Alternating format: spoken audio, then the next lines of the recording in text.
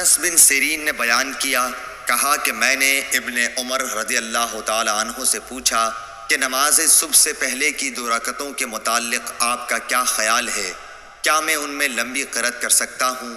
उन्होंने फरमाया कि नबी करीम सल्लल्लाहु अलैहि वसल्लम तो रात की नमाज तहज्जुद 2-2 रकत करके पढ़ते थे, फिर 1 रकत पढ़कर उनको ताक़ बना लेते, और सुबह की नमाज से पहले की 2 रकतें सुन्नत फ़ज्र तो इस तरह पढ़ते गोया अज़ान अक़ामत की आवाज़ आपके कान में पड़ रही है।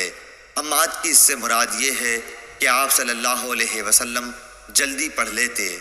सही बुखारी हदीस नंबर 995।